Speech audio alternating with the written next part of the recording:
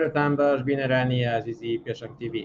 خۆشحاڵم من بنار مستەفا هاتمۆلاتان بۆ پێشکەشکردنی بەخشی ڕاستەوخۆی بەرنامەکانی پێشەنگ تیڤ ئەمڕۆ 1 ئۆکتۆبەری 2022. ئازیزان بێگومان خۆشانە جەماوەریەکان لە ئێران تەوەری سەرەکی بەرنامەکانی ئەمڕۆمان دەبێت و ئەو بابەتانەش کە پەیوەستن پێوەی وەکو خۆپشاندانێک کە بڕیار بوو لە سلێمانی ئەنجام درا و وێڕای هەوڵی ڕێگەگرتن لەلایەن هێزە ئەمنیەکان و سەرکوتکردنی بەڵام شکۆمەندانە ئەنجام درا، بردومانی هێزە ئۆپۆزیسیۆنەکان لە کوردستانی عێراق لەلایەن جمهوری ئیسلامی ئێرانەوە، هەروەها ئاراستەی ئەم خۆشانە جەماوەریەی لە ئێراندا بەڕێوەیە بۆ کوێ دەبێت تەوەری بەرنامەکانی ئەمڕۆمان دەبێت و وا لە کۆتاییشدا سەبارەت بە وەرزی نوێی خوێندن و بارودۆخی پەروەردە لە کوردستان بابەتمان دەبێت. ئێوەش دەتوانن بە سەرنج و تێبینیەکانتان بەشداری بکەن و بە کۆمنتێک سەرنج و پرسیارتان ئاراستە بکەن و منیش ئاراستەی میوانی بەرنامەکانی دەکەم و ئێوەش دەتوانن بەم شێوەیە بەشدار بن. لاگەڵمان بن بۆ بەرنامەکانی ئەمڕۆمان.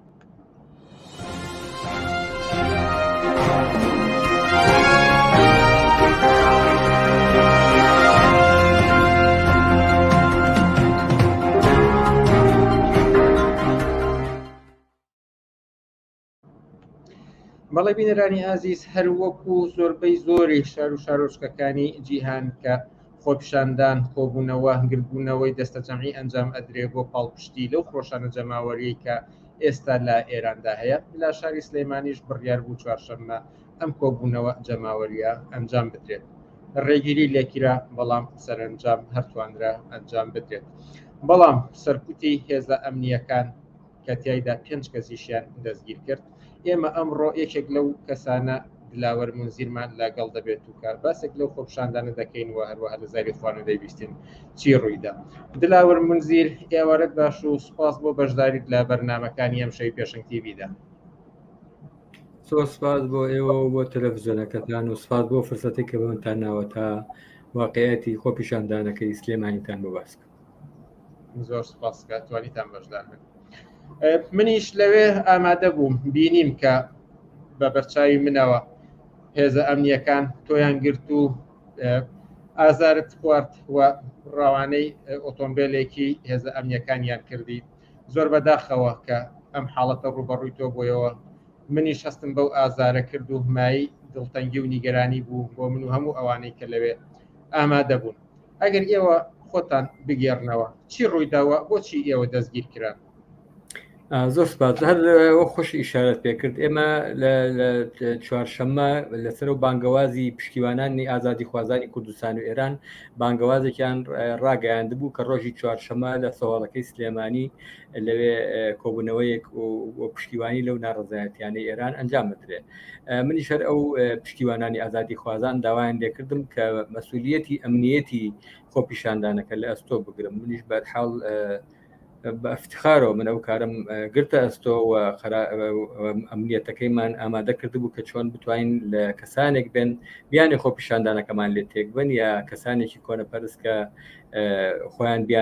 بێنە ناو خۆپیشاندانەکە بتوانین چاودێری خۆپیشاندانەکەن. لەوێ چەند لیژنێکیان ئامادە کردبوو پێش خۆپیشاندانەکەیەکی لەو لیژنانە لیژنەی ئەمنی بوو کە مەسئولیەتەکەی بە من سپێردرا. هەر کە چوینە شوێنەکە بۆ لافیتەکان و شعارەکان و ئامادەکردنی ئەو شوێنە دوای چەند دقەیەک هێزە ئەمنیەکانی ئاسایشی سلێمانی لەگەڵ ئەوان ڕوبەڕوو بووین کە مەسئولەکەیان لەوێ بوو و هاتە شوێنەکە و داوای لە لیژنەکە کرێوانی کە سەرپەرشتی خۆپیشاندانەکەیان کرد، داوایان لێکردن کە لە ماوەی 5 دقە ئەم شوێنە جێبێڵن و حەقی ئەمەتان نییە و لەلایەن براگەورەوە و نازانم لەلایەن مەسئولینی سەر و خۆیانەوە ئەمریان پێکراوە و وەزعەکە ناسکە و ئەمڕۆ زۆر وەزعەکە ناسکە دیارە هاوکات بوو لەگەڵ تۆپباران و قەچفەکانی مەقەڕاتی ئۆپۆزیسیۆنی ئێرانی، بەڵام ئەمانیان کردو بە بەهانەیە بۆی کە ڕێگە لە خۆپیشاندانەکە بگرن. ئەوە بوو ئێمە لەگەڵ هێزەکانی ئەوان ڕوبەڕوو بووین. 5 دقیقیان نابوو بە لیژنەکە کە ئەبێ ئەوان ئێمەش بە حاڵە نزیک و دەوروبەری ئەوان بووین، ئاگاداری هەموو ئەو باسانە بووین لە بینی لیژنەکە ئەوانە. ئەو بوو داوایان لێکردن کە شوێنەکە جێ بڵن لە ماوەی 5 دقیقە ئەو شوێنە بێت چۆڵ بکرێت. ئێمەش داوامان کرد کە ئەمە هەرمانەوە بۆ ماوەیەکی کەم لێرە ئەمەینەوە خۆپیشاندانەکەمان بۆ ماوەیەکە وتیان بە هیچ شێوەیەک ئێمە ئامادەی ئەوە نین دیار بوو مەسئولەکان ئەمری پێکردن کە هێرشکەنە سەر خۆپیشاندەرانەوە بوو هێرشیان کردە سەر ئێمە و هەموو ئەو شعار و لافیتە و شتانی کە بە دیوارەکانە هەڵمان واسی بوو هەمویان لێکرانەوە دڕانرا و زۆر بە شێوەیەکی ناشیرن و سەرکوتگەرانە هێرشیان کردە سەرمان دیارە بە زمانی مەسئولەکان کە داوای لێکردنەوە هێرشیان کردە سەرمان و ئێمەش لەو کاتا من کە مەسئولیەتەکەی لە ئەستۆی ئێمە بوو ئەمنیەتەکەی بەڵام ئەوان بە هەموو شێوەیەک هێرشیان کردە سەر خۆپیشاندەران ئەوە بوو ئێمەش دەستمن یەکێک لەوانە خۆم دەستم کرد بە شیعاردان و بە هەم لە دژی جمهوری ئیسلامی هەم لەوەی کامان خۆش خزمەتی و هاوکاریکردنە بە جمهوری ئیسلامی کە ئێمە نتوانین لە کوردستانە خۆپیشاندانێ بکەین و ئێمە ئەین بە میدیاکانی جیهان و منەظەمات و ئەمە کارێکی سەرکوتگەرانەیە بەڵام لە ڕوبەڕووی هێزە ئەمنیەکان بووینەوە بە شێوەیەکی زۆر سەرکوتگەرانە و زۆر نامەدەنیانە ئێمەیان ڕاکێشا و خستیانە سیارەکە و بەرحاڵ ئازاریان داین و منێکێک لەو کەسانە بوو و کەسێکی تریش بە ناوی کاکە دیار چالاک ئەویش بە هەمان شێوە ئازاری پێگەی بوو دکتۆر برادێکە لە ئەویش لە دەربەنی خانەوە هاتوو بۆ خۆپیشاندانەکە ئەویش دکتۆر حەکیم ئەویش هەر ئەزێدرا و هێنانە ناو سیارەکە و چەندین کە دوو برادری تریش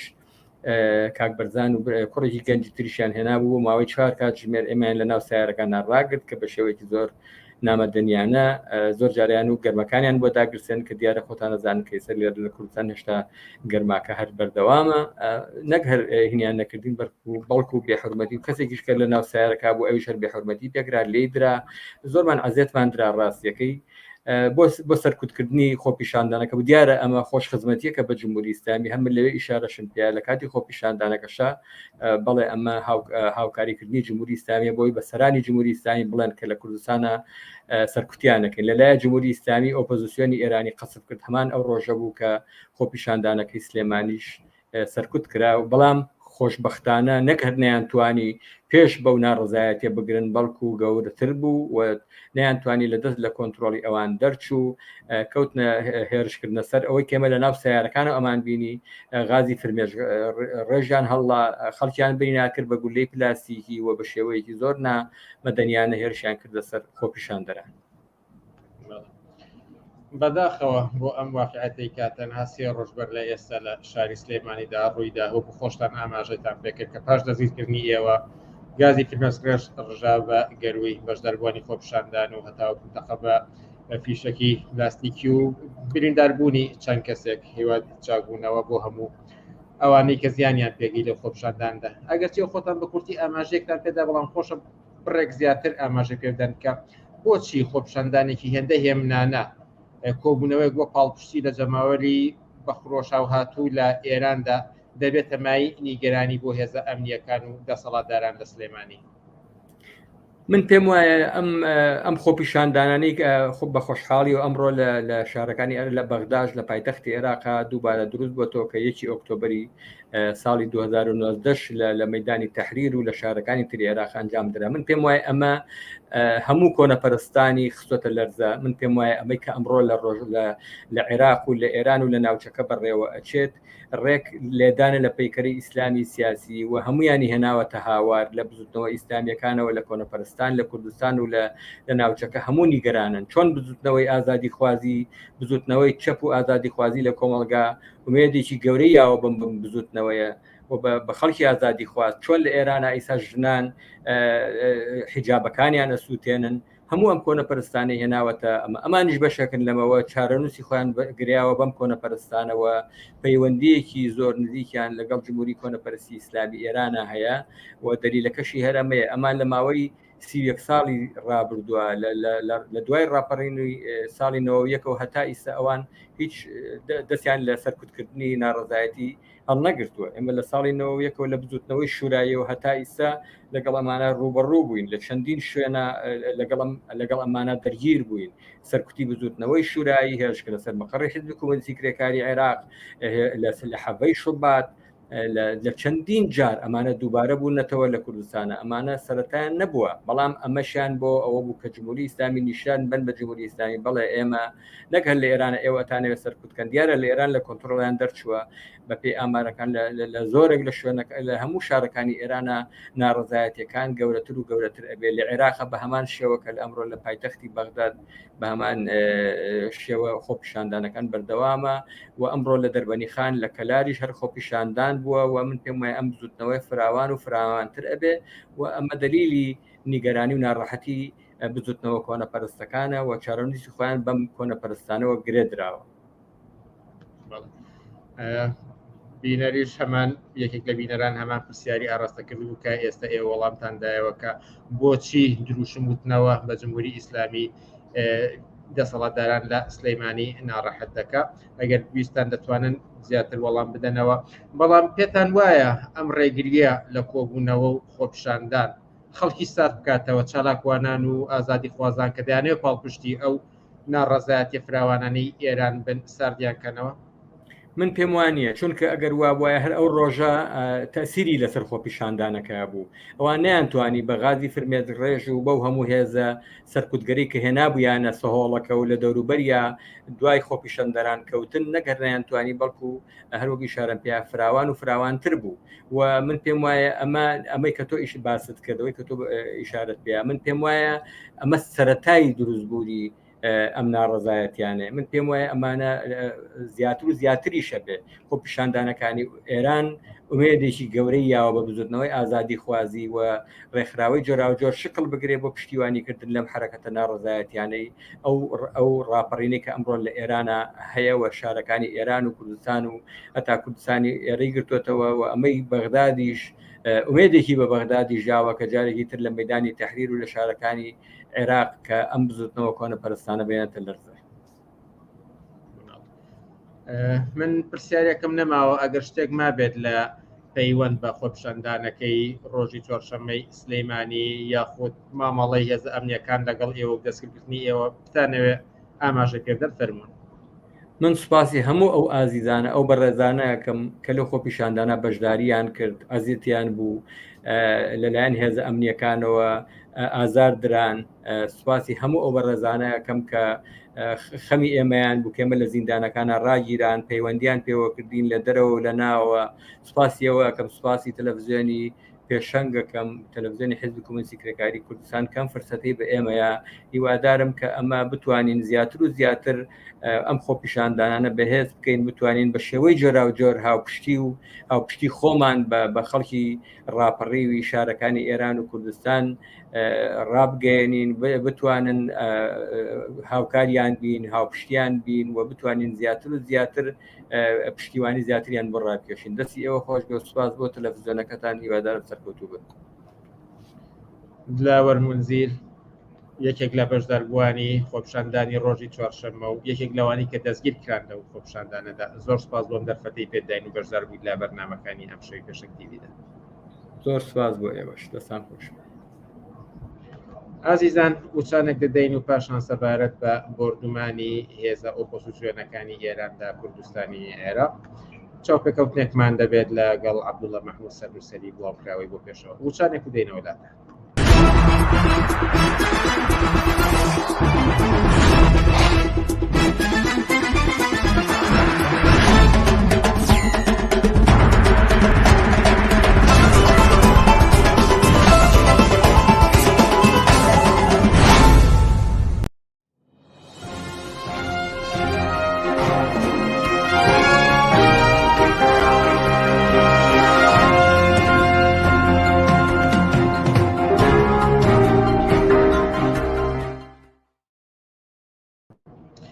بەڵێ بینەرانی ئازیز هەر ڕۆژی چوارشەممە هاوکاتی خۆپیشاندانەکە کە لە سلەیمانی ئەنجامدرا جمهوری ئیسلامی ئێران ئەو بارگای ئەو هێزە ئۆپۆزیسیۆنانان یان بەشێک لەو هێزە ئۆپۆزیسیۆنانەی کە لە کوردستانی عێراق بنگە و بارگایان هەیە بردومان کرد بۆ زانیاری زیاتر و تاوتۆکردنی ئەم بابەتە عەبدوڵڵا مەحموود سەرنووسەری بڵاوکراوی ئۆکتۆبەرمان ببورن بڵاوکراوی بۆ پێشەوەمان لەگەڵدایە. عەبدوڵڵا مەحموود ئێوارەت باش و سپاس بۆم دەرفەتەی پێداین. ئێوارەی خۆت و بینەرانی تەلەڤیزیۆنی پێشەنگ باش. هەڵبەت ئەمە یەکەم جار نییە کە ئەو هێزە ئۆپۆزیسیۆنانەی تورکیا یان ئێران لە کوردستانی عێراقدان دەکەونە بەرهێرشی ئەم دوو وڵاتە. بەڵام ئەمەی کە ڕۆژی چوارشەمە ڕوویدا هەم بە درۆن هەم بە موشک زۆرێک لەو هێزە ئۆپۆزیسیۆنانە وەکو کۆمەڵی زەحمەتکێشان وەکو حیزبی دیموکرات وەکو پارتی ئازادی کوردستان کەوتنە بەرەم هێرشەوە کوژران و بریندارێکی زۆریش بوون و بەجیا لە زۆر زیانی تر. ئەم هێرشەیان سەرچاوەکەی بۆچی دەگەڕێتەوە بۆچی ئەمە ڕوویدا؟ بەڵێ جارێککە سپاس بۆ تۆ. دیارە هەر وەک خۆت وتە دەمە یەکەم جار نییە کە چ ئێران چ تورکیا هێرش بکەنە سەر کوردستان و هێرش بکەنە سەر ئۆپۆزیسیۆنی وڵاتەکانی خۆیان. بەڵامەوەی کە تازەیە لە ئێستادا ئەو هێرشانە لە هەلومەرجێکی تازەدا کراوەتە سەر ئۆپۆزیسیۆنی ئێرانی لە هەلومەرجێکدا کە لە نێوخۆی ئێراندا بزوتنەوەیکی گەورەی جەماوەری وەڕێکەوتووە کە ئەو بزوتنەوەی ڕۆژ بە ڕۆژ گەورە دەبێتەوە، ڕۆژ بە ڕۆژ بەرینتر دەبێتەوە، ڕۆژ بە ڕۆژ خاراوتر دەبێتەوە، ڕۆژ بە ڕۆژ هاوەهەنگی نێوانی زیاتر دەبێت و ڕۆژ بە ڕۆژ گوشارەکانی لەسەر دەسەڵاتی جمهوری ئیسلامی گەورەتر و قورستر دەبێت. جمهوری ئیسلامی دەیەوێت لە ڕێگەی و هێرشانەوەکەی کاتە سەر ئۆپۆزیسیۆنی ئێرانی دوو ئامانجی دیاریکراوی هەیە. ئامانجێکیانی ئەوەیە کە دەیەوێت سەرنجی خەڵکی ناوخۆی ئێران و سەرنجی دنیای دەرەوە بگوازێتەوە لە نێو خۆی ئێرانەوە بیگوازێتەوە بۆ سەر سنوورەکان و بۆ سەر ئۆپۆزیسیۆنی جێگیر لە کوردستانی عێراق. ئەوە لایەنێکی. لایەنی دووەمیش ئەوەیە کە دەیەوێت ڕیشەی ئەو ناڕەزایەتی و خۆپیشاندانێت جەماوەریە فراوانەی کە لە نێو خۆی ئێراندا یەخی دەسەڵاتی جمهوری ئیسلامی گرتووە وانی شامدا کە ئەوە پەیوەندی بە هێزە کوردیەکانەوە هەیە و بەشێکە لەو ململانێ سیاسیەی کە ئەحزابی سیاسی ناسیۆنالیستی کوردیا ئەحزابی ئۆپۆزیسیۆنی ئێرانی لەگەڵ دەسەڵاتیانە پەیوەندی بۆ ئەوە هەیە. ئەنی دەیەوێت کە بڵێ ئەوەی کە لە نێو ئێراندا هەیە ڕیشەیەکی واقعی نییە، بەشێک نیە لە بێکاری و گرانی و ڕۆژڕەشی و بێمافی، بەڵکە ئەوەیە کە و کۆمەڵێک هێزی کوردیان ئەوانە کۆمەڵە خەڵکیان هەنداوە و بە هەندانی ئەو خەڵکە خۆپیشاندان و ناڕەزایەتی لە ئێراندا دەستی پێکردووە. بۆیە هێرشەکانی ئەمجارەی بەدووە ئەو دوو ئامانجەوەیە کە دیارە ئامانجی کەش بەجیا لەو دوو ئامانجانە من پێم وایە ئامانجی کەشی هەیە. بۆ نمونە ترساندنی خەڵکی کوردستانی عێراق لەوەی کە نەبنە بەشێک لە هێزی پشتیوانی لە بزوتنەوەی ناڕەزایەتی لە ئێران. یعنی مەوەسمەیە چەند ئامانجێکی دیاریکراوی هەیە کە ئەو سێ ئامانجە من پێم وایە سێ ئامانجی سەرەکی ئەو هێرشانەی جمهوری ئیسلامین بۆ سەر هێزەکانی ئۆپۆزیسیۆن لە کوردستانی عێراقدا. پێتان وایە چەندە سەرکەوتوو بوو لە گەیشتن بەم ئامانجانە، واتە ئەم عملیەی کە کردی ئامانجەکانی پێکە؟ نەک ئامانجەکانی نەپێکا، پێش هەموو شتێکەوە نیشانەی پەلەقاژەی ڕژێمەکەیە، نیشانەی پەلەقاژەی ڕژێمەکەیە و لە ڕێگەی هێرشانەوە نەک بزوتنەوەی ناڕەزایەتی لە نێو خۆی ئێراندا کەس نابێ بە پێچەوانەوە خودی ئەم هێرشانە بۆ سەر وڵاتەکانی منتیقە بۆ سەر ئۆپۆزیسیۆنی وڵاتەکە بۆ پێشێرکردنی ئیرادەی خەڵکی کوردستانی عێراق ئەوەش دەبێتە خواستێکی کە لەلایەن بزوتنەوەی ناڕەزایەتی جەماوەری لە نێو خۆی ئێراندا. ئەنی نەک ناتوانێت ئامانجانە بپێچێ بەڵکە خودی خواستی بزوتنەوەی ناڕەزایەتی لە ئێراندا دەباتە سەرەوە. بەجیالەوە گەنا ناتوانێت هیچ کارێ بکە. خۆ بەتابەتی کە ئەوەی کە ئەگەر مادام ئامانجی جمهوری ئیسلامی ئەوەیە کە بزوتنەوەی ناڕەزایەتی لە نێو خۆدا کە بکاتەوە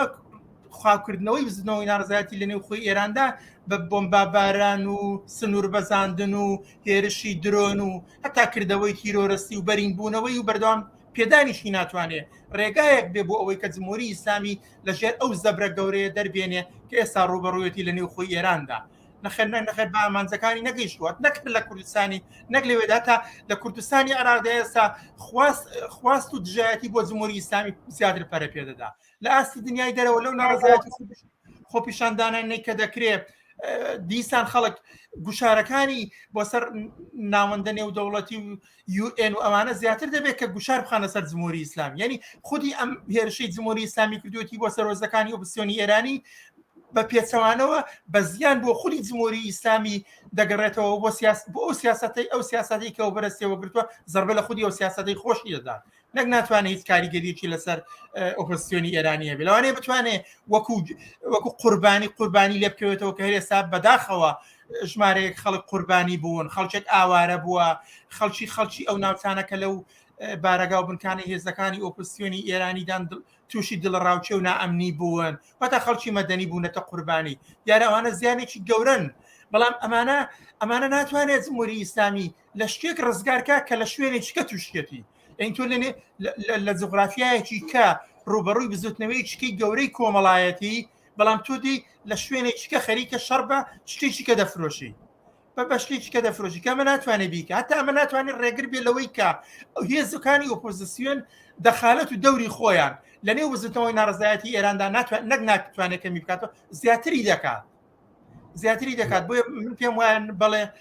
بە شکستی جمهوری ئیسلامیە و پەلەقاژەی ئەو ڕژێمەیە و گومانیشم لەوەدانیەکە بە هەر ئەندازە گوشارەکان لەسەر جمهوری ئیسلامی لە نەوخۆی ئێراندا بەرین ببنەوە زیاتر ببن بە هەمان ئەندازە ئەو هێرشانەی هەم بۆ سەر ئۆپۆزیسیۆنی ئێرانی هەم درڕندەیەکەی لە نەوخۆی ئێراندا و سەرکوتی خۆپیشاندەران و هەڵسوڕاوانی و بۆ پاشەکشەکردن بە بزوتنەوە ناڕزایەتی جەماوەریەکان زیاتر دەبێت. ئەی هەڵوێستی لایەنەکانی کوردستان و عێراق چۆن هەڵدەستەنگێنن بۆ منە پەرلەمانی کوردستان ئیدانەی کرد بەڵام سەرۆکی یەکێتی نیشتیمانی کوردستان وتی کە هیچ پاساوێکی نییە ئەم هێرشانەی ئێران وە پێویستە بە شێوازی ترۆک و گفتوگۆ چارەسەرەکان حەل بکرێت و سەرۆک کۆمەر بەرهەم ساڵح 2 ڕۆژ دواتر هەڵوێستی بوو لەسەر ئەمە داوای کرد کە ئەم هێرشانە دووبارە نەبێتەوە و هەروەها لە زۆری کتاما هەموو ئەمانش داوایان کردووە کە وڵاتانی نێونەتەوەی بێنە بینەوە و سنوورێک بۆ ئێراندا بنێت بەگشتیم هەڵوەستانە ئێوە چۆن دەبینن پێش هەموو شتێک بەشێک لەو هەڵوێستانی کاوان ئەو هێزانە باسی دەکەن ڕیاکاریەکی ئاشکرایە ئەگەر ئەمان دژی بۆ نموناگەر یەکێتی نیشتیمانی کوردستان و یا دەسەڵاتی زۆنی سەوز دژی ئەوەیە کە هێزەکانی جمهوری ئیسلامی دەخالت بکەن لە کوردستانی عێراقدا یان نیگەرانی ئەوەن کە گوایە هێرشراوەتە سەر ئۆپۆزیسیۆنی ئێرانی ئەی باشەوە خەڵک دێتە سەر جادە بۆ ئیدانەی ئەکردنی ئەم کارە بۆ پشتیوانی لە خەڵکی ئێران کە چێمان دەیانگرن زیندانیان دەکەن پێشوەختە پێش ئەوەی خەڵک کۆبوو بێتەوە هێزی ئاسایش و هێز ئەمنیەکانیان هێنن بۆ سەرکوتکردن ئەمە نیشاندراکەی حقایەتی تیانە ئەمە لایەنێک شکێوەیە کە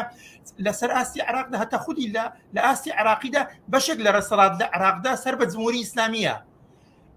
ئیلهام لە جمهوری ئیسلامی وەردەگرێت بە بڕیاری جمهوری ئیسلامیە جوڵێتەوە لە ئاستی عێراقدا خۆتان بەزانن خۆ لایەنێک یەکێک لەو لایەنانەی کە لە عێراقدا بۆتە کۆسپەتا لە بەردەم بزوتنەوەی ناڕزایەتی جەماوەری بۆتە کۆسپەتا لە بەردەم پێکێنانی خودی ئەوەی کە پێڵێن پرۆسەی سیاسی لە عێراقدا خودی دەخالەتی ئێران لە عێراقدا و خودی ئەو دەسەڵاتەیە کە ئێران لە عێراقدا هەیەتی لە عێراقدا هەیەتی ئێمە هەمومان دەزانین کە بەشێک لە ڕەسەڵات لە عێراقدا و بەشێکی گەورە کە دیارە لە ڕەسەڵات لە عێراقدا یا ئەوانەی کە لە پێگەیان هەیە ئەو هێزانە کە سەر بە جمهوری ئیسلامی و هاوکات لە کوردستانیشدا بە هەمان شێوە زۆنی سەوز زۆنێکە کە تێیدا باڵادەستی جمهوری ئیسلامی کوردستان لە هیچ کەسێک شاراوە نییە کە هەیە هەتا نەک من پێم وایە یەکێتی نیشتیمانی کوردستان یا هێزانێک کە لە هەتا لە ئاستی عێراقدا باسی ئەو ئیدانوشتانە دەکەن بە پێچەوانەکەی هاوکاری جمهوری ئیسلامی دەکەن هیچ دوور نییە ئەمان بەشێک لە هێزی چاوساخ بۆ سەرکوتی ئۆپۆزیسیۆنی ئێرانی یا هەتا زیاتر لەوەش هەتا ئەوەی کە کاراسانیان بۆ بکەن ینی هیچ دوور نییەوەی تیا هەتا بە ئەوەش بڵێم کە خودی بەشێک لە بەرپرسانی ئێرانی ڕایانگەیاندووە کە ئەم هێرشانە بە ئاگاداری حکوومەتی عێراق و دەسەڵاتی هەرێمی کوردستان بووە هەتا خودی ئەمە شەیە ینی لەگەڵ ئەوەدا کە تۆ باسەوە دەکەی کە گوایە ئەمانە ئیدانەیان کردووە بەڵام لەو بەریشەوە بەشێک لە بەرپرسانی جمهوری ئیسلامی ڕایانگەیاندووە کە ئەم هێرشانە بۆ سەر بارەگاکانی ئۆپۆزیسیۆنی ئێرانی بە ئاگاداری هەم دەسەڵاتی حکوومەتی مرکزی بەغدا و هەم بە ئاگاداری هێزەکانی ئۆپۆزیسیۆن بووە ئەوە لایەنێکی ئەسڵەتی لایەنی واقعیەتەکەشیەوەی کە ئێمە بینیمانە کە هەمیشە ئەمان کردویانەوە هەمیشەش ئەم هێزانە بەڕاستی لانی کەم لە زۆنی سەوزە یەکێتی نیشتیمانی کوردستان سەر بە قوتبی ئێرانی و هاوکاری ئێران بووە و هەروەکو چۆن لە زۆنی زەردا پارتی چاوساغ و یا هاریکاری هێزەکانی دەوڵەتی تورکیا بووە بۆیە ئەو شتە ئەمانەی کە دەیکەن ڕاستەکەی زۆرتر بۆ خاوکردنەوەی تووڕەیی ناڕزایەتیە لە کوردستانی عێراقدا بۆ بەرگرتنە بەو تووڕەیی کە خەڵکەیەتی لە بەرامبەر ئەو ڕیسایی کەم هێزانە بۆ وەک یعنی بوونەتە نۆکەر پیشەیان بۆ بەعادەت ئولفەتیان پێوە گرتووە یعنی تۆ ناتوانانی ڕۆژێک لە ڕۆژان یەک ئیرادەی سەربەخۆی ئەحزابی سیاسی لە کوردستانی عێراقدا نە لە زوونی سەوزدا ببینی نە لە زوونی زەردا ببینی ئەمانە ناتوانانی ببینی ڕێک پێچەوانەکەی ئێمە هەمیشە بینیمانە کە دیارە هۆکاری کە زۆرن بۆ ئەوەی کە ئێران و یا تورکیا ئەو کارانە بکەن بەشێکی ئەوەیە کە لە عێراقدا حکومەت هەرگیز حکومەتێکی پایدار دروست نەبووە تا بتوانێت ئەوەی کە پێی دەڵێن سیادە بەرگری لێ بکە قەت نەیتوانی ئەوە بکە بە پێچەوانەوە بەشێک لەو هێزانە خۆیان پێشێری ئەو سیادەیان کردو پەرکێشی و هێزانیان کردو بۆ نێو عێراق و نێو کوردستانی عێراق بۆیە من پێم وایە ویدانانە ئەوانی دانێکی زۆر زۆر شەرمنۆکانە و بەکردەوەش لە مەیدانی ئەمەلدا بینیمان بە تایبەتی هێرشکردنە سەرخۆپیشاندانی خەڵکێک کە ویستیان پشتیوانی لە بزوتنەوەی ناڕزایەتی جەماوەری لە ئێرانکەن پێچەوانەی ئەو هەڵوێستە نیشان دەدا کە ئەوان شەرمنۆکانە ڕایان گەیاندووە گوایە ئەمان نیگەرانە هەڵبەتەوەش ڕاستکەینەوە هەمویان ئیدانیان نەکرد بوو ئەوەی کە پێم وە بێت تەنها پەرلەمانی کوردستان بوو لە ڕاگەیانیەکە ئیدانەی کرد وەگوتم خۆشتان دەزان پەرلەمانی کوردستان خۆی موچەخۆری یەکێتی و پارتیە لێرەدا دەمەوێت پرسیاری بینەرێک ڕاستەی ئێوە بکەم ئەویش ئەوەیە کە وەڵامی ئەم هێزانەی کە بوونە بەر هێرشی موشک و درۆنی جمهوری ئیسلامی ئێران ئەوان لە بەرامبەردا مانگرتنی گشتیان ڕاگەاندووە ئەمە بە چەندێک هەڵوێستێکی دروست دەزانن من لام وایە کە هێزەکانی ئۆپۆزیسیۆنی ئێرانی بەشی زۆریان بەتابەتی هێزە ناسنیارستەکانی ئێران ئەوان ئەم هێرشی جمهوری ئیسلامیە چەندە نیگەران بۆی کردایەتە سەریان و گوشاریان لەسەرا بەڵام بە هەمان ئەندازە دەیانەوێ بکە کەنە کەناڵێک بۆ ناسنامە بەخشین بەو بزوتنەوەی کە لە کوردستانی لە ئێراندا هەیە ینی بۆ نمونە دەیانەوێت کە بڵێن ئەوە مەدەم جمهوری ئیسلامی بۆ دووبانی ئێمە دەکا ئەوە نیشانەی ڕۆڵی بەرجەستەی ئێمەیە لە نێو خۆپیشاندانەکاندا و نیشانەی ڕۆڵی هێزە کوردیەکانە لە نێو خۆپیشاندانانەدا بە تایبەتی دەبێ بزانین کە بەشی زۆری ئۆپۆزیسیۆنی بورژوازی لە ئێراندا بە تایبەتی ئەحزابە ناسیۆنالیستەکان نیگەرانن لەو بزوتنەوە ناڕزایەتیە جەماوەری فراوانەی کە لەسەر تاسەری ئێراندا هەیە ینی مای خۆشحاڵیان نییە لەبەرەوەی بەشی زۆری ئەو هێزانە خۆتان دەزانن کۆمەڵ هێزێکن هیچ کێشەیەکی بناغیان لەگەڵ خودی لەسەڵاتی خودی جمهوری ئیسلامیدا نییە بەشێک لەو هێزانە ساڵ 12 خەریکی ئەوەن لە ڕێگەی هاوپەیمانێتی و پێکێنانی بەرە و کڕۆژبردن بۆ ئەمریکا و ئەوانە گوشار بکەن لەسەر جمهوری ئیسلامی تا بچێ مفاوەزاتیان لەگەڵکە و ئەوانیش لە سوچێکی دەسەڵات لە ئێراندا دەسەڵاتیان بەرەستەوە بێ ئەمە واقعیەتە کە دەبێت خەڵکی کوردستان چ خەڵکی کوردستانی عێراق و چ خەڵکی کوردستان لە ئێراندا ئەمە بەجددی بگرێت مندانەی ئەوە بکەن ئەتا ئەو کاردانەوەش کە بوویانە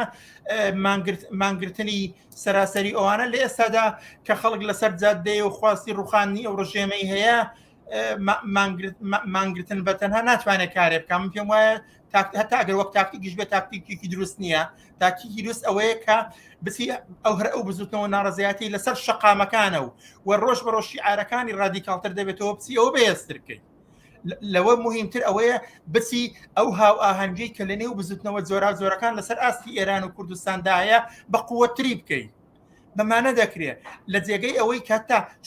شیعار و دروشمی محلی و ناسنامەیی بێنی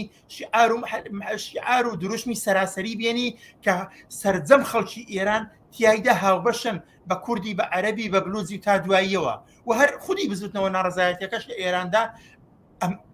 ئەمەی بەسەردازاڵە نەک ئەوەی کە ناسنامەیکی قەومی یا فلان و فیسار ڕێک بە پێچەوانەی ئەوە بزوتنەوەی ناڕزایەتی لە ئێراندا بە دژی گرانیە بە دژی بێکاریە بە دژی بێمافیە بە دژی گەندەڵیەکی سەراپاگیرە بە دژی بێمافی ژنانە بە دژی لاوانێکە کە هیواکانیان خینکێنراوە و خەڵکی کوردستان بە دژی خەڵکی ئێران بە کوردستانەکەشەوە لە دژی سەراپای خودی نیزەمی سەرمایەداریە خودی دەسەڵاتی ئاخوندەکان هاتوونەتە مەیدان و شیعارەکانیان عمومیە ناسیۆنالیزمی کورد ئەگەر کە نایەوێت دیارە مهمترین شت ئەوەیە ئەگەر هەر هێزێک بە زەڕە شۆڕژگێڕبوونی تیابێ ئەوەیە کە خۆی بە بەشێک لەو بزوتنەوە گەورە سەراسەریە بزانێ کە خەریکە دەسەڵاتی جمهوری ئیسلامی هەر ئێستا خستۆتە لەرزە و هەر جۆرە تەفرەقەیەک بە نێوی ئەوەی کاوە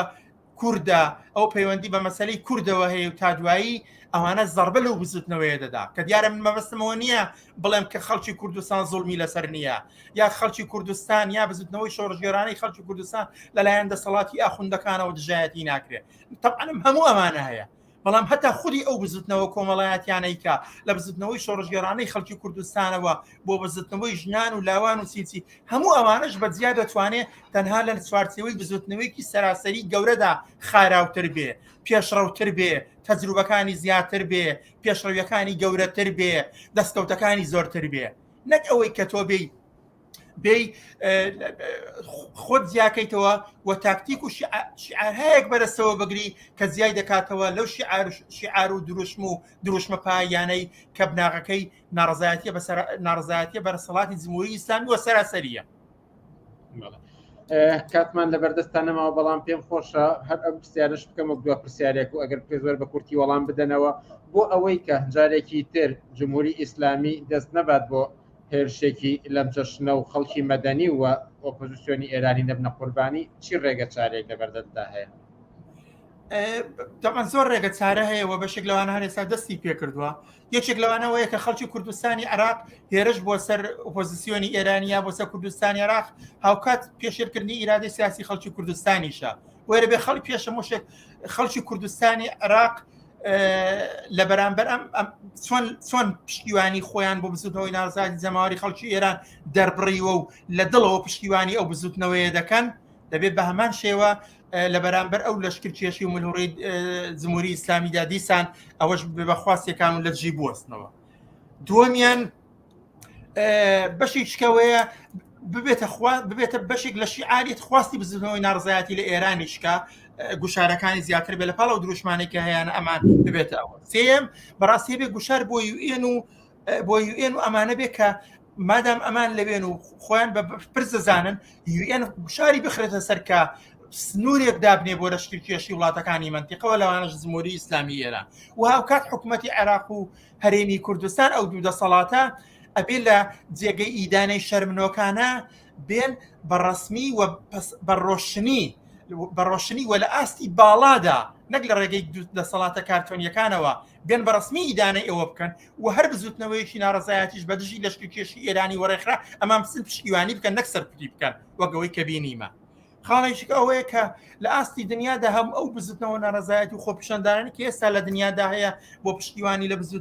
لە بزوتنەوە و ڕاپەڕینی خەڵکی ئێران لە دەرەوەی وڵاتیشدا گوشارەکان بۆ سەر سەفارەتی جمهوری ئیسلامی و گوشارەکان بۆ سەر ڕێکخراوە ئینسان دۆست و شتەکان و ڕاکێشانی پشتیوانی ئەوان بۆەوەی ببنە گوشار لەسەرەوەی کە وا بکەن جمهوری ئیسلامی دەست لەو جەپێش دەردات چۆن لە جەبەکانی نێو خۆی ئێراندا ڕۆژانە هاوسەنگی هێز بە قازانجی خەڵک دەگۆڕێت و دەسەڵاتی جمهوری ئیسلامی شل دەبێتەوە بە هەمان ئەندازە دەبێ ئەو گوشارانە بەو جۆرە بێ لە ئاسی دنیای دەریشەوە کە بتوانێت دەستیشی لەو هێرشانە یا لەو بەرانەی کەی جەبهەکانی کاکەیەکێک لەوانە تۆپباران و شتا کورد بکرێتەوە و دیارە من پێم وایە ئەمانە لەوانەیە بەردەوامی زیاتری پێ بدرێ ئاستی وەسیعتر بگرێتە خۆی ئەگەر کۆمەڵە کەنگاوی کردنی لەوانەی کە من هەندێکیانم ژار نەگیرێتە بەر. عەبدوڵڵا مەحموود سەرنووسەری بڵاوکراوی بۆ پێشەوە زۆر سپاس بۆم دەرفەتەی پێداین و لە بەرنامەکە نێمشەی پێشنگ تیڤیدا ئامادە بوون. زۆر سپاس بۆ ئێوە وەجارێکیکە بۆ بینەرانی تەلەڤیزیۆنی پێشەنگ. ئازیزان وشانێک دەدەین و پاشان سەبارەت بە ئاراستەی ئەم خۆشانە جەماوەریانێکی ئێستا لە ئێران بەڕێوەیە چاوپێکەوتنێکمان دەبێت لەگەڵ ئیبراهیم حسەین وچانێک و دێنەوە لاتە.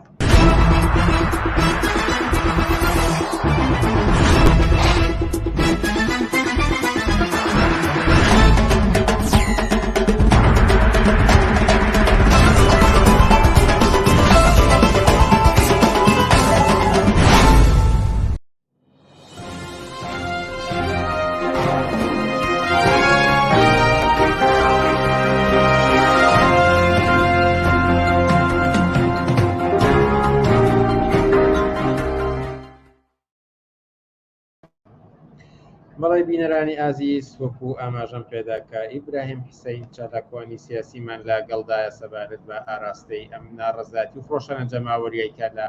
ئێراندا بەڕێوەیە. ئیبراهیم حسین ئێوارەت باش و سپاس بۆم دەرفەتەی پێداین. ئێوارەی ئێوەش باش و زۆر سپاسان دەکەم و ئەزیێتیان تێشە سڵاو ڕێزم هەیە بۆ بینەرانی پێشەنگ تیڤی. 2 هەفتەیە پاش کوشتنی مەحسا ئەمینی جەماوەرێکی یەجگار زۆر لە سەرتاسەری ئێراندا هاتوونەتە مەیدان و بەرامبەر جمهوری ئیسلامی ناڕەزاتی دەردەبڕن و تا ئاستی ئەوەی کا بڕوخی ئەم جمهوری ئیسلامیە. بە بۆچوونی ئێوە ئاراستەکەی لێرە بەدواوە بۆ کوێ دەڕوات، بۆ کوێ هەنگاو هەڵدەنێت؟ هەروەکو خۆت باست کرد، ئێران ئێستا بۆتە شانۆی چێشمەکێش و ڕوبەڕووبوونەوەیەکی جددی بە بزوتنەوەیەکی زۆر گەورە بۆ سەرنگونی جمهوری ئیسلامی دەستی پێکردووە و بزوتنەوەیە تازە نییە. ساڵانێکە جمهوری ئیسلامی لەگەڵ بزوتنەوە و نەهزەتێکی زۆر گەورە بۆ لە کۆڵکردنەوەی بەدبەختی جمهوری ئیسلامی لە ئارادا بووە. ئەوەی کە تازەیە ئەو هەلومەرجە تازەیە کە ئەو بزوتنەوە گەورە سەرنگونخوازیەی ئەمڕۆی ئێران تێدا باڵای کردووە و هاتۆتە مەیدان. ئەوەی کە بۆ کوێ دەڕوات شتێک لەو نێوەدا ئەچیدا ئەویش ئەوەیە کە کۆمەڵگای ئێران کنچینی کرێکار بەشەریەتی مەحروم لە ئێران ژنان لاوان ئەم جمهوری ئیسلامیان قبول نییە، ژیانکردنیان لە ژەرسایەی کۆماری ئیسلامی قبول نییە، دەبێ بڕوات. جمهوری ئیسلامی هیچ ڕێگایەکی بۆمانەوە لە بەردەمدا نیە، چونکە جمهوری ئیسلامی بوونبەستە لەسەر پلێتی ئاخرە و نەوەڵامی فەرهەنگی بۆ نیازی کۆمەلگایەکی 670 ملیۆنی پێیە، نە جوابی ئابووری پێە، نە جوابی وەڵامی سیاسیشی پێیە. ئێران بە هەموو لە لێدانی دڵی خۆیدا لەحزە بە لەحزە دڵی لێ ئەدات بۆ دەڕزگار بوون و لە کۆڵکردنەوەی جمهوری ئیسلامی. ئەوەی کە ئەچیدە تەنانەت ئەگەر ئەم بزوتنەوەی ئەمڕۆی کە ئێرانە ئێستا شاهێدین نەتوانێت ئەمجارەش تەکلیفی کۆماری ئیسلامی یەکجاریەک لاکاتەوە، بەڵام جمهوری ئیسلامی هیچ ڕێگایەکی تردی لە بەردەمدا نیە. مەسەلەی ڕۆشتنی کۆماری ئیسلامی مەسەلەیەکی حتمیە، دەبێ بڕوە هەر بە حکمی ئەوەی کە ئەم جمهوری ئیسلامیە سەرتاپا لە بنەڕەتەوە لە بێخەوە کەوتۆتە بەرامبەر نیازە هەرە سادەکانی ئەو کۆمەلگایە، کەوتۆتە بەرامبەری ژیان بمانە هەرە سادەکەی، کەوتۆتە بەرامبەر ئازادی، کەوتۆتە بەرامبەر سەعادەت، خۆشی، مۆسیقا، گۆرانی، جوانی، هەر دەرکەوتنێکی ئاسایی بەشەر لەو کۆمەلگایەدا ڕێک و ڕاست گرەی خواردووە بە مانەوە ڕۆیشتنی کۆماری ئیسلامی. بۆ پێەیە ڕەوتی ڕووداوەکانی کۆمەلگای ئێران پێمان ئەڵێ ئەمڕۆ ئێران کانونی ڕزگاربوونە لە یەکێک لە دێوەزمەکانی ئیسلامی سیاسی و ئەمە بۆ خۆی یەکێک لە هەرە گۆڕانکاریە گەورەکانە. تازە پێمان دەڵێ کە بەکەوتنی کۆماری ئیسلامی کۆمەلگای ئێران تازە پێدەنێتە سەردەمی تاولەرزی دەستپێکردنی دەورانێکی شۆڕژگەڕانە. ئەوەی کە ئەچیدا ئەوەیە کە کۆماری ئیسلامی دەڕوات و ئەوەی کە ئێستا ڕوئەدات لە ئێران لەسەر هەر مەسەلەیەک بێ، لەسەر مەسەلەی حیجاب بێ، لەسەر مەسەلەی ئازادی فەرهەنگی بێ، لەسەر مەسەلەی کرانەوەی فەرهەنگی بێ، لەسەر هەر بابەتێک بێ ڕاست، لەسەر نان بێ، لەسەر هەر بابەتێک بێ ڕاستەوخۆ کەوتۆتە بەرامبەر مەسەلەی ڕاستەخۆگرەی خواردەوە مەسەلەی مانەوەی کۆماری ئیسلامی. بەبەرەوەی خودی ئەم جمهوری ئیسلامی لە تەبیعەتی خۆیدا لە سروشتی خۆیدا سازش هەڵنەگرە، لەگەڵ ژیان سازش هەڵنەگرە، لەگەڵ جوانیش سازش هەڵنەگرە، لەگەڵ ئاسایش و کرانەوە سازش هەڵنەگرە، لەگەڵ فکرانەوەیکی فەرهەنگی سازش هەڵنەگرە. هەر بەو دەلیلە هەر کرانەوەیەک لە هەلومەرجی داهاتووی ئێرانە لە گرەوی ڕۆشتنی ئەم کۆماری ئیسلامیەدایە و ئەمە لە ئەدەبیاتی کۆمونیزمی کرێکاریە ساڵانێکە باسی ئەوە کرا بۆچی بحران یان ئەزمە قەیرانی کۆماری ئیسلامی قەیرانی سازانی کۆماری ئیسلامی نییە لەگەڵ نیازەکانی کۆمەڵگادا بەڵکو قەیرانی ڕۆشنیەتی پرۆژەکانی پێشووتری کە هێنایان پرۆژەی خاتەمی داروی تەمەدونەکان پرۆژەی ڕەفسنجانی پێشووتر هەموو ئەوانە بۆ ئەوە بوون کە دەریچێ بکەنەوە ڕێگای بکەنەوە بۆ سازاندنی جمهوری ئیسلامی بەڵام دەرکەوت کە ناکۆچی قوڵی ئەو ڕژێمە لەگەڵ کۆمەلگایەکی نۆرمال لەگەڵ ئابوووریەکی نۆرمال لەگەڵ ژیانێکی نۆرمال لەوە چار هەڵنەگرترە جیاواز هەیە کە پێی وایە ئەگەر تەماشای وڵاتانی دراوسەی ئێران بکەین وەکو ئەفغانستان و عێراق زۆر با بڵێن کێشەی زۆر زیاتری هەیە لە عێراقا 20 ساڵە نزیکی 20 ساڵە پاش تێکشکانی حکوومەتی بەعز جەنگی مەسهەبی و قەومی لە ئارادا بووە لە ئەفغانستان دوای 20 ساڵ تالیبان گەڕاوەتەوە ئەمە بەراوردکەوە بە ئێران کەمە وڵاتێک بووە سەقامگیرتر بووە لانی کەم ژیان وەکو ئەم وڵاتانی دراوسێ نیە و ڕوخانی جمهوری ئیسلامی ڕەنگە مەترسی ئەوە بێنێتە پێشەوە کە ئێرانیش وەکو عێراق و ئەفغانستانی لێبێت سەرنجدا بەسەرم بۆ چوونە چییە؟ بەڕای من جمهوری ئیسلامی بەراوردکردنی جمهوری ئیسلامی یان کۆمەلگای ئێران لەگەڵ کۆمەلگای عێراقا لەگەڵ ئەفغانستانە بە دەرەجاتێک فەرقی تایە جیاوازی تایە یعنی وەکێک لێکردن یان تەشبیهکردنی کۆمەلگای عێراق و ئەفغانستان بە ئێران بەراوردێکی دروست نییە بەڵام ئەوەی کە واقعی ئەوەیە کە کۆماری ئیسلامی ڕۆژێک نەبووە لەگەڵ کێشەی بەتایبەت دوای ئەوەی کە مەئموریەتی سەرەکی خۆی کە سەرکوتکردنی شۆڕشی چینی کرێکار و جەماوەری مەحرومی ئێران بوو هەردوای تەواوکردنی ئەو مەئموریەتەی ڕاستەوخۆ کەوتە بەرامبەر مەسەلە ئەساسیەکانی ئەو مەسەلە ئەساسیانەی کە هەر ڕژێمێکی سیاسی ئەگەر بێ بگۆڕێ بە ڕژێمێکی نۆرمال بۆ ئیدارەکردنی تەنانەت سەرمایهداری دەبێ وەڵامی پێداتەوە دیار بوو هەر زوو دەرکەوت کە کۆماری ئیسلامی بەو تایبەتمەندیانەی کە هەیەی وەکو ڕژێمێکی ئیسلامی کە ئیسلام ئایدۆلۆژیای ئیسلامی بیرروباوەڕی ئیسلامی بناغی دەسەڵاتەکەیەتی بناغی حاکمیەتەکەیەتی بناغی مەشروعیەت و مانەوەیەتی ئەم ئیمکانانەی ئەم ئیمکانەی نییە و ئەمەی لە تواناندا نییە بتوانێت کاپیتالیزمێکیان سەرمایهداری ئێران تێکەڵکە بە بازاری جیهانی ئاسایش دروست بکات تا ڕادێکی دیاریکرا ئاسایش دروست بکات تا ئەو حدەی کە سەرمایە و تەکنەلۆژیای غەرب ڕۆژئاوا بتوانێت بێ بە ئیسلاحەتی لە ئێران سەرمایە گوزاری بکە بۆ لەبەر ئەوەی کۆماری ئیسلامی هەموو ڕۆژ لە بەرکەوتنێکی قوڵدا بوو لەگەڵ هەموو شتێکی ئاسایی کۆمەلگا لەگەڵ ژیان لەگەڵ جوانی لەگەڵ مۆسیقا لەگەڵ هەر جۆرە فەرهەنگێکی ئازاد هەر جۆرە مەدەنیەتێک ئەمە وای کردووە کە کۆماری ئیسلامی کۆمارێک بێت کە هەمیشە تا ئەوەی کە ڕێگە خۆشتر بێ بۆ ئاسایشی سەرمایە خۆی هۆکارێکی هەرە سەرەکی بۆ ئەوەی کە سەرمایهداری لە ئێران نەتوانێت تێکەڵ بێت بە بازاری جیهانی و ئەوانە سەرمایە حەز بە ئارامینەکە حەز بە ئەوە نەکات کە مەسەلەن دەتوانێت دەورەی درێژخایانی خۆی تەواو بکات بەبێ ئەوەی لەوە بترسێت کە بەیانی ڕوبەڕووی هەستانی جەماوەری دەبێتەوە هەروەکو پێشتر باسم کرد مەسەلەن پرۆژەی ڕەفسنجانی قەرار بوو مەسەلەن جمهوریەتی ئیسلامی تا حدێک قابلی تحملتر لە ڕوانگەی غەربەوە لە ڕوانگەی سەرمایە غەربەوە دابسەپێنێ بەڵام دەرکەوت کە ڕەفسنجانی ئەو شەهامەتە سیاسی نییە کە بتوانێت مەسەلەن ئەمە بکات کە دەرکەوت کە جوڵانەوەی ئیسلامی سیاسی ناتوانێت ئەم کارە بکات ناتوانێت ئەم خەسڵەتەی تیابێت جمهوری ئیسلامی یان جمهوری ئیسلامی ئەگەر بیەوێ مەسەلەن ئازادی هەر حدێک لە ئازادی قبول بکات لێگەڕێژن ئازاد بێت لێگەڕێت مەسەلەن خەڵک بتوانێت بە ئازادی دەربکەوێتی تر جمهوری ئیسلامی نییە وەگەر ڕێگە لەمانە بگرێت قەت ناتوانێت هەلومەرجێکی ئارام بۆ سەرمایە و سەرمایە گوزاری و تێکەڵبوون بە بازاری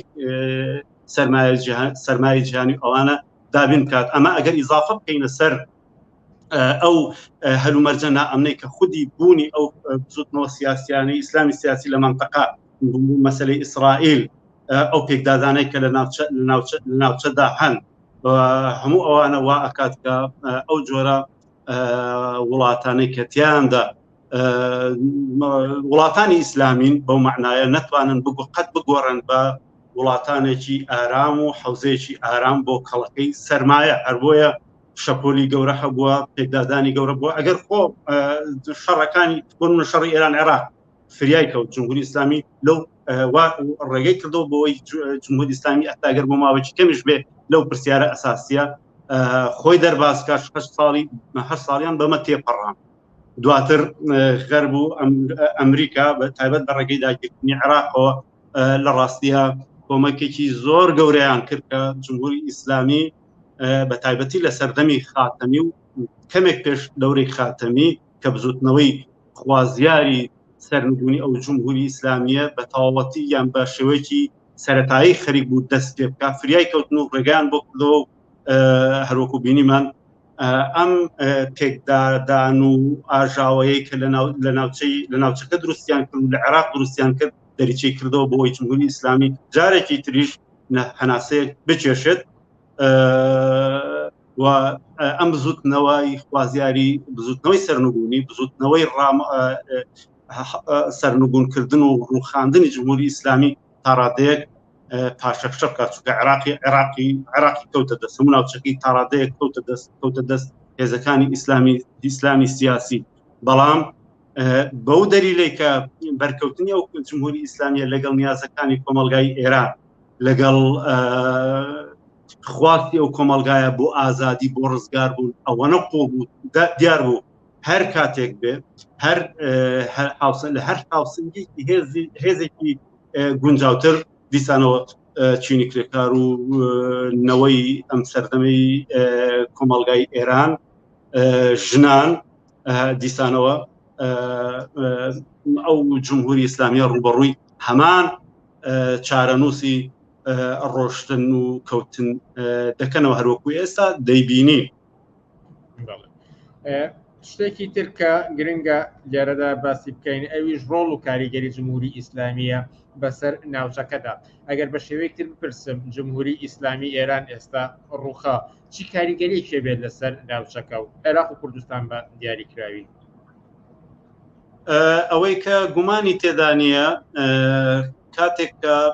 بزوتنەوەیەکی دێوەزمەیەکی وەکو ئیسلامی سیاسی لە کانونێکی هەرە گرنگی خۆیدا کە ئێرانە کە وڵاتێکی 6 ملیۆنیە جێگەڵ ڕێگایەکی گرنگ استراتیژی هەیە ئەگەر ئەو جمهوری ئیسلامیە لەوێ بڕوخێ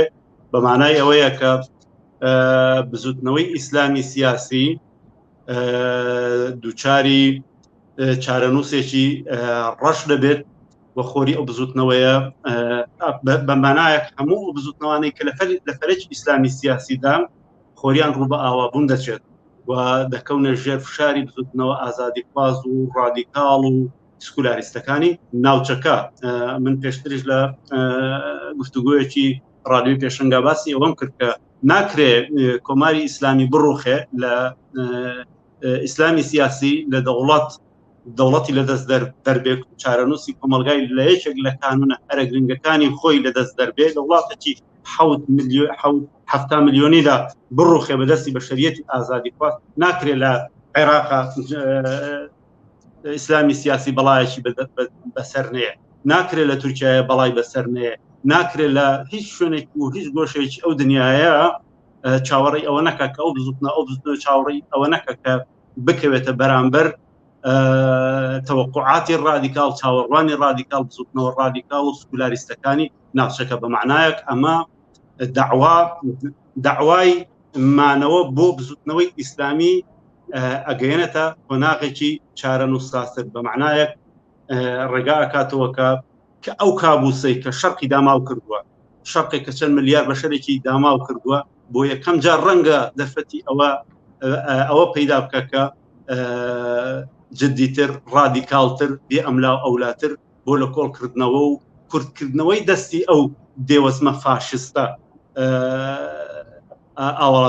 ئاواڵاتر بکە ئەمە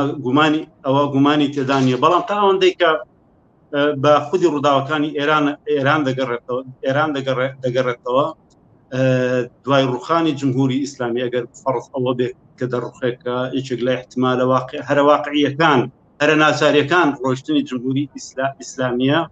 بە بڕوای من جەدەلی سەرەکی دەکەوێتە بینی ڕاست و چەپی ڕاست و چەپ ئەو ڕاست و چەپەی کە هەردووکیان سەریان بە غەربەوە بەندە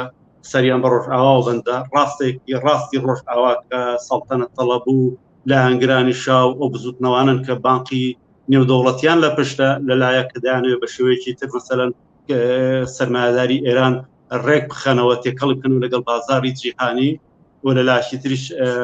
چەپی کۆمەڵگای ئێران چەپ و کۆمۆنیزمی کۆمەڵگای ئێران ئەمە محتەمەلترین چاوەڕوان کراوترین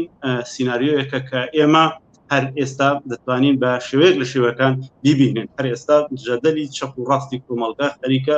دەستیەکە لەسەرەوەی کە ئەم بزوتنەوەی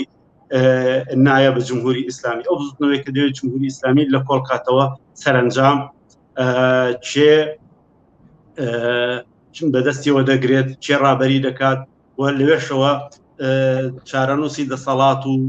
کۆمەڵگای ئایندەی ئێران ئایا چەپی سەر بە کۆمەڵگای غەرب چەپی کۆمونیستی و کرێکاری چەپی ڕادیکاڵ دیاری دەکات یان ڕاستی سەر بە غەرب سەڵتەنەت تەڵەب و لە ئەنگرانی بانقی نێودەوڵەتی ئەوانە دیاری دەکەن ئەمە جەدەلی داهاتوی کۆمەڵگای ئێرانەرێت ئەگەر شتێکمە بێت زۆر بە کورتی سەبارەت بەم خۆڕۆشانە جەماوەریەی کە ئێستا لە ئێران بەڕێوەیە و ئایندەکەی بەکوێ دەکات زۆر بە کورتی فەرمون بە کورتیەوە بڵێم ئەم بزوتنەوەیە لەباری ئەو خواستان لە بەرچاوگرتنی ئەو خواستانەی کە بەرزی کردوتەوە بزوتنەوەیکی سکولارە بزوتنەوەیەکە کە دەیەوێت لە شەڕ و نەکبەتی کۆماری ئیسلامی و دەسەڵاتی ئیسلامی سیاسی و حاکمیەتی دین بەسەر ژیان و چارەنووسی خۆی ڕزگاری بێ بزوتنەوەیەکە کە چاوی لەوەیە ژیانێکی ئازاد بژی کۆمەلگایەکی خۆشبەخت و ئازادی هەبێ بەپێی ژن دەیەوێت لەم کابوسەی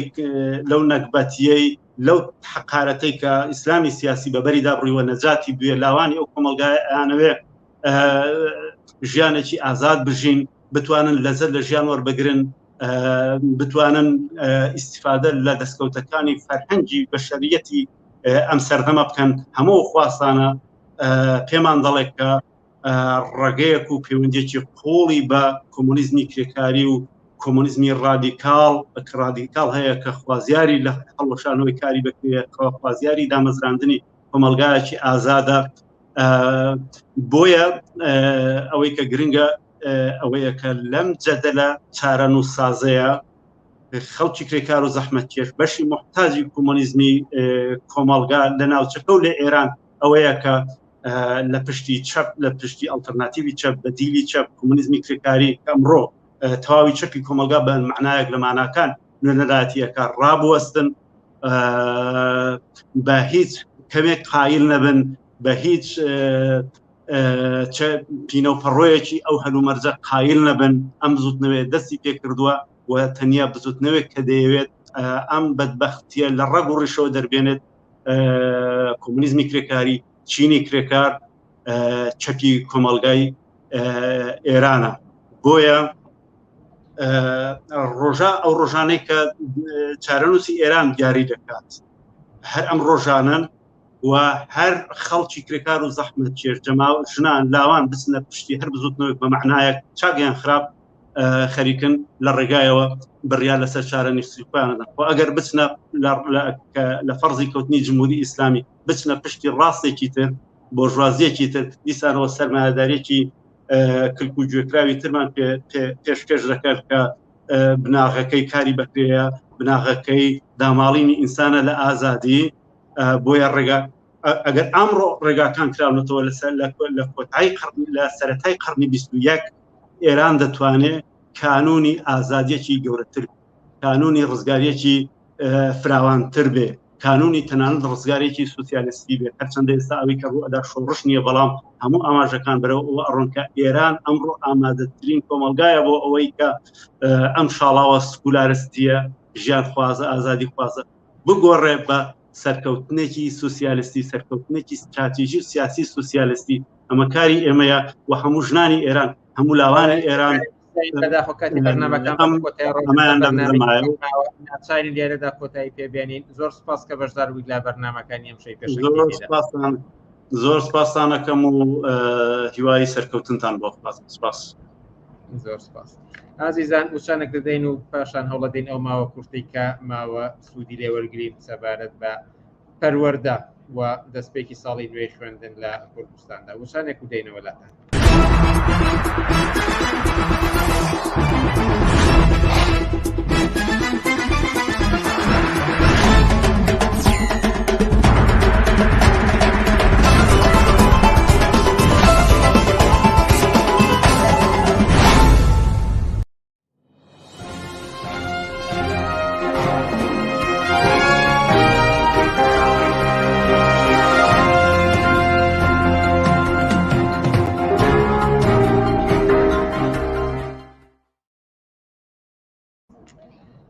بەڵێ بینەرانی ئازیز دوو هەفتە بەر لە ئێستا و بە دیاریکراوی سیانزەینۆ دەرگای قوتابخانەکان کرایەوە واتە ساڵێکی نوێی خوێندن دەستی پێکرد ئەوەی کە ئێستا پەروەردە لە چی ئاستێکدایە و پێویستە چی بێوترێت لە دەستپێکی ساڵی نوێی خوێندندا مامۆستا کامەران لەتیفمان لەگەڵدایە مامۆستا کامەران ئێوەرەت باش و سپاس بۆم دەرفەتەی پێدای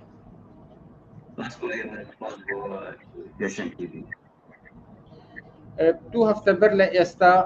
دەرگای قوتابخانەکان کرایەوە و چوینە ساڵی نوێی خوێندنەوە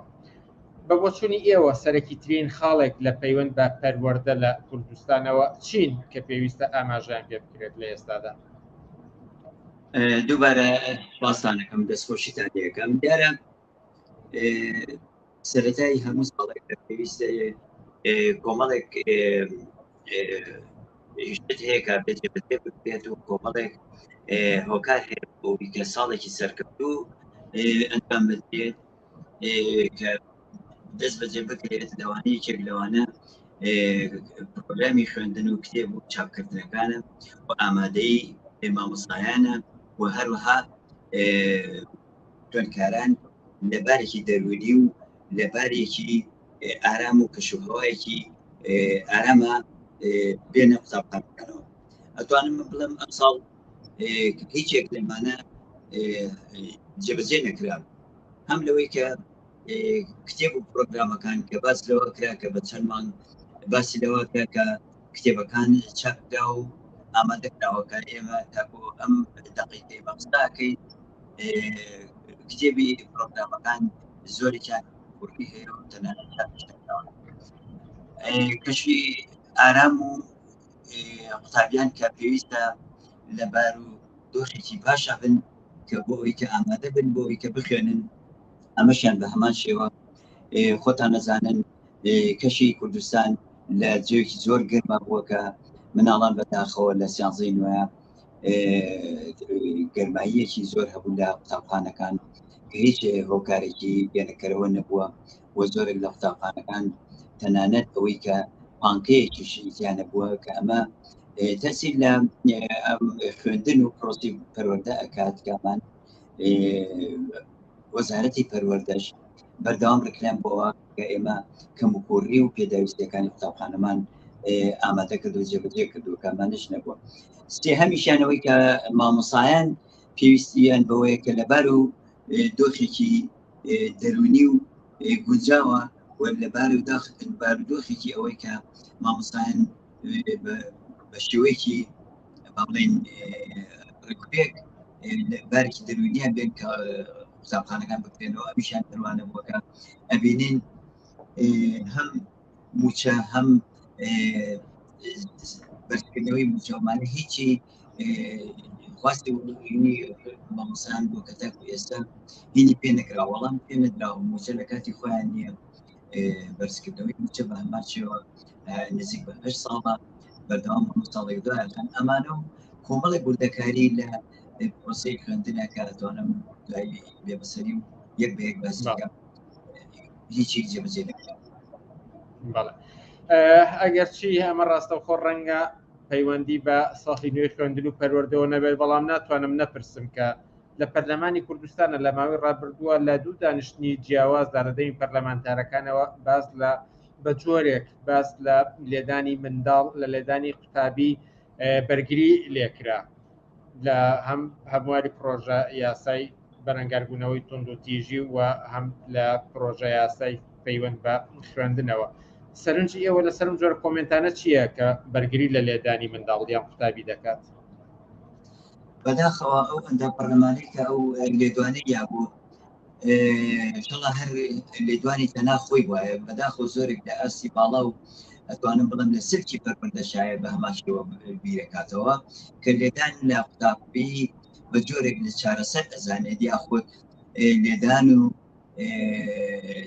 سزاداری خوێنکاردانە و خوێندنە بە چارەسەرێکی گوجا و ئەزانێت هەر بە دەلیلەش ئەم کەسە باس لەوا کات کە بگەڕێنەوە بە ساڵانی ڕابردوو کە چۆن سزا و لێدانی لە قوتابیەکان هەبووە لەنێو هەتاکو سزای دەرونیش هەبووە جگەلەوەی سزای جەستەیی هەبووە لامان کاتشا سزای دەرونی هەبووە کامان کاریگەرتر و خراپتر و با بڵێن کاریگەرەکەی بۆ دووربەودا ئەمێنێتەوە ئەمانە هەمووی کۆمەڵە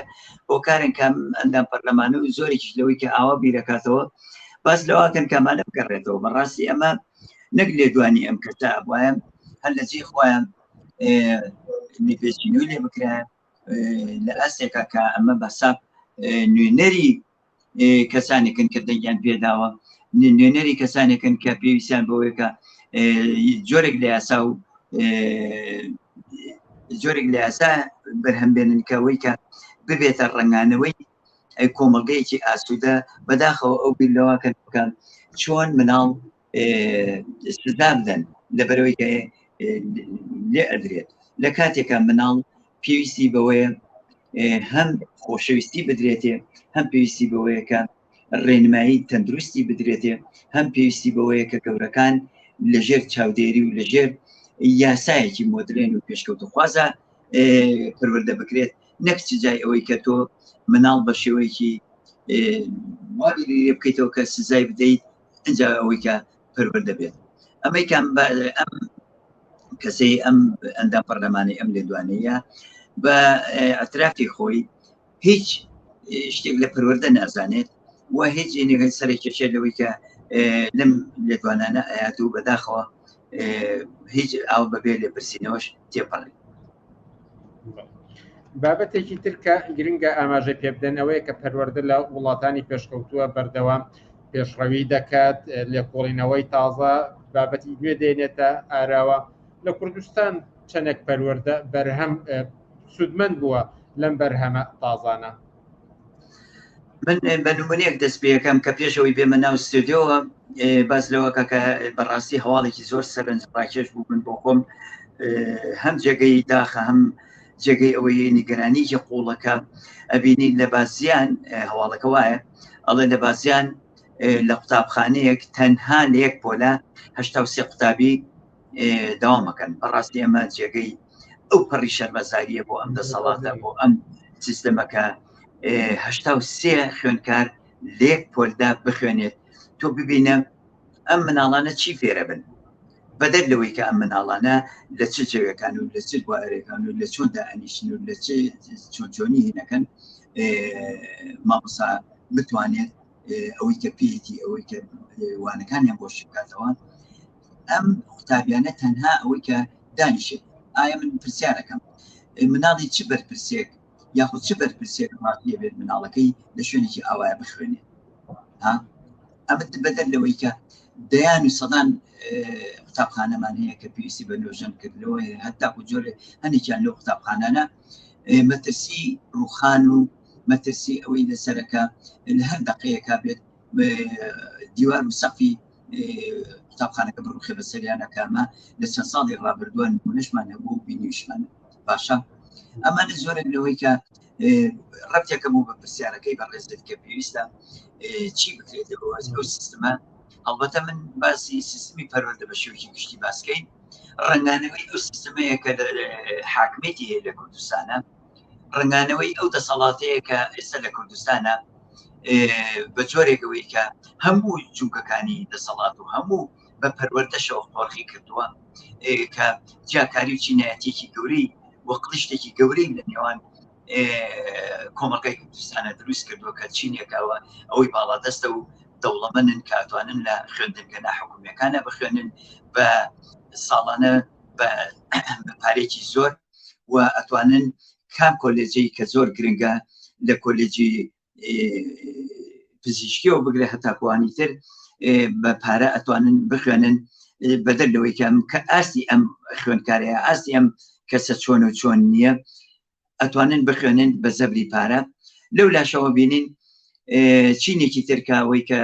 چینی مناڵی فەقیری و هەژارەکە کەم دەستن و لە قوتابخانە لە حکوومەکاندا خوێنن وەکۆی کای بینین ئەگەر بێ بە شێوکی مەیدانی تەمەشای خوێندنگەکان بکەین لە کوالەتێکی زۆر نزمایە هیچ پێداویستێکی سەردەمیتیان نیە کە ئەمانەش بە حساب دەسەڵات ڕۆژ بە ڕۆژ پەرە بە پەروەردەیە بەڕێکی ئەمە پێچەوانەکەیەتی کە ئەبینین کەمترین بودجە بۆ قوتابخانەکان سەرفەکرێت و کەمترین ئەو لە چاو ئەو داهاتوو لە چاو ئەو سەروەتە و ئەو پاریکە کوردستان لە ئێستایەکە هەیەی هیچ ئەمریکا سەرف ناکرێت بە پێچەوانەوە تەمەشاکەین پارێکی ئێجگار خەیاڵی سەرفەکرێت و کەس نازانێت بۆ کوێچێت و پارەی ئەو نەوتی کاگەڕێتەوە بۆ بەسا پارەی نەوتەکە گەڕێتەوە نەبۆ سلکی پەروەردەیە نەبۆ سلکی شوێنەکانی ترە بە پێچوان و نازانی بۆ کوێچێ و چی لەکرێت. ئەگەر سەبارەت بە ناوەڕۆکی وانەکان بەگشتی پرسیار بکەم کە لە چی ئەسکدا دەیبینین و ئەگەر گۆڕانکاریەک بە گونجاو بینن چی گۆڕانکاریەک پێشنیار دەکەن ئێوە؟ من هەڵوەتە بە پرسێکی باشە بۆی کە باسی کۆمەڵەشت بکەم لێرە ئەوی شەوەیەکە کۆمەڵێک یاسا و پرۆگرام هەیە کە لە پەرلەمانە یاسای بۆ دەرچووە کە نابێت هیچ پرۆگرامێک هیچ بەرنامەیەکی خوێندن لە چوارچێوەی ئەوە دەرچێکە لەژێر شریعەت و هەیمەنە و سایی دینی ئیسلامە جێبەجێ بکرێتەوە تا هەموو پەیڕۆ پرۆگرامانی کە لەسەر لە چوارچێوەی کتێبێک ئاگەر بێت و دەرچێت نابێت لەو چوارچێوەی دەرچێکە ئیسلام بۆی دیاری کردو بە تایبەتی ئەوەی کە ئیسلام بۆی دیاری کردو و چوارچێوەیە کۆمانە جۆرێک لەوانەیە ئاینە بینین لە قوتابخانەکانە بە تایبەتی قۆناغی بنەڕەتی کە ڕنگانەیەکی زۆر سلبی هەیە لەسەر خوێندکارە بە دلیلی ئەوەی کە ئەم پرۆگرامەوە لە خوێندکارەکات کە ببێتە خوێندکارێکە تا وردە و دەکات لەسەر ئەوە کرێکەمە ببێتە کەسێک لە ڕووی ئاینیەوە کە توندڕە و دەرچێت سبینێ و جۆرێک لەوەی کە ئەم خوێندکارە وای لێبێت وردە وردە بەرەوە ئەو ئیتیجاه و ئاڕاستەیە ئەڕات کە ئەم خوێندکارە ڕوو لەوە ئەچێت کە خوێندکارێک بێت کە بڵێن ڕوو لەوە چێت کە ئەندا سبینی زۆر بە ئاسانی زۆر بە شکڵێکی سادە ئەبێتە یەکێک لە ئەندامانی ئەحزابی سیاسی لە کاتێکا کە پێویستە هەم مناڵانە ئەگەر بێت و وەکو ئەوروپا بە شێوێکی پێشکەوتو ئاینیش بخوێنرێت ئەبێت جۆرێک لەوەی کە ڕێنمایی جۆرێک لەوەی کە ئەدیانەکان مێژووی ئەدیانەکان بخوێنرێت نەک ئەوەی کە تەنها دینێک بگرێت و لەو چوارچێوە نەتوانرێت دەرچێت و دینەکانی کە پشتڕێ بکرێت و وەکو مێژووی تەمەشا نەکرێت من پێم وایە کە قۆناغی بنەڕەتی قۆناغێکی زۆر هەستیارە زۆر ناسکەکە مناڵ وابارێنێ لەسەر ئەو شکڵەکە وردە و دەوای لێ ئەکرێت کە ببێتە ئەندامێکی گروپی سیاسی کە سبینی لە کۆنترۆڵ دەرەچێت ئێمە نمونەمان لە بەردەسایەکە لە 2014 بەدواوە کە شەڕی داعش بوو و زیاتر لە 500 خوێندکاری قوتابخانەکانی کوردستان لەژێر کۆنترۆلی کوردستان دەرچوون لە ڕێگەی تورکیا و خۆیان گەیاندە گروپەکانی گروپە سیاسیەکانی داعشکە وە چوونە بەرەی داعشەوە بۆ شەڕکردن ئەمە چه فکرەیەک و ئەمە چه ئایدۆلۆژیەک وایان لێکات کە هەڵگری ئەم پەیامە بن و بتوانن بجەنگێن لەگەڵ درەندەترین گروپی ئەم سەردەمەکە داعشە و وخوانگەیانە هەمووەوە بەدایان سەدان گەنج لە کوردستانە بەداخەوە کوژران و ڕێگەیەکی تاریکیان هەڵبژار. ئەمە پەیامێکە کە لە کوردستانە بەدەر لەوەی کە دایان سەدان کەناڵی ئیسلامیەکان ئیسلامی سیاسی من باسەکەم ئیسلامی سیاسی کە بە جۆرێک کەناڵەکانیان ئەگەر تێبینی بکەیت و سەرنجیان بدەیت زۆرێک لەو کەناڵانە بە بەرنامە کار لەسەر ئەوەکەن ئەم مناڵانەوە بارێنن کە هیچ پەروەردە و ڕێنماییەک نییە بەستەنها بیر لەوەکەنەوە کە بە شێوەیەک چوارچەوەی مێشکیان تەنها لە چوارچەوەیەکی مەذهبی و مەذهبگەراییدا بسوڕێتەوە. ئەمەش بۆ خۆی وا لەم کەساکات کە سبەینە کەس ئینسانێکی توڕەوە زەینێکی گۆشەگیری لێ دەرچێت بەداخەوە. وەکو دو پرسیار بیکەم بۆ ئەوەی کە ئەم گۆڕانکاریانە بکرێتکە ئێوە باشی ئەزانن دایکان و باوکان و ئەوانەی تریش کە سەکتەری پەروەردەیان لا گرنگە دەتوانن بە چی شێوەیەک هاوکار بن؟ هەڵبەتە ئەمە کارێکی سەختە کە بتوانرێت بە تەنها بە ڕێگەیەک بتوانرێت بڵێن ئەم کارە ئەنجام بدرێت چونکە هەم ئیسلامی سیاسی و هەم حکوومەتکە بە جۆرێک هەم هاوکارە و هەم پشتگوێی خستون کە دەستی هەموو ئیسلامی سیاسی ئاوەڵا کردو بۆ ئەوەی کە بە ساڵانێکی دوور و درێژە کار لەسەر ئەم چوارچەوەی و ئەم پرەنسیپە ئەکات بە شێوەیەکی با بڵێن سادە و ساکار ناتوانرێت هەموو ئەم جۆرە ناتەبیعیە بێنرێتەوە سەربار بەڵام هەڵبەتە نابێت ناومێدیش بیت بەوەی کە ئێمە ساحەکە چۆڵکەین بۆ ئەوەی ئیسلامی سیاسی بە ئارەزوی خۆی ئەوەی کە چی ئەوێت ئەمە بکات نەخێر بێت هەم دایکان و باوکان هەم کەسانی پەروەردەیی ئەوانەی کە پسپۆڕن و ئەوانەی کە خەبخۆری پەروەردەن ئەوانەی کە ئەیانوێت مناڵان هەر لە مناڵیەوە نەبنە دیل و ژێردەستەی ئیسلامی سیاسی ئەبێت بیرێک لەوە بکەنەوە کە هەم لە پرۆگرامە هەم لە چوارچێوەی ڕاگەاندەکانە هەم لەوانەی کە بتوانن بەرنامە ڕێژەیەک بکەن بۆ ئەوەی کە مناڵ پێویستە سەربەخۆ پەروەردە بکرێت پێویستە مناڵ هیچ ئایدۆلۆژیەک هەتا ئەوەی کە باشترینەوەی کە ئایدۆلۆژیە بێت کە ئەمڕۆ کە باسەکرێتەوەمانە نابێت لە خوار 8 ساڵەوە هیچ ئایدۆلۆژیەک و هیچ بیرکردنەوەیکی سیاسی هەڵبشێرێت لە 2 ساڵەوە ئەم کەسە ئازاد بێت ئەم مناڵە ئازاد بێت بەوەی کە ئایا بیر و باوەڕی ئەبێت ئایا سەر بە چ ئایدۆلۆژیەکە بێت ئایا کەسێکی مەذهبی هەڵبژێرێت یاخود نا ئایا کەسێکە دینی ئەوێت یا دینی ناوێت ئەم کەسە بۆ خۆی ئەبێت ئەبێ ئازاد بێت لە هەموو ئەم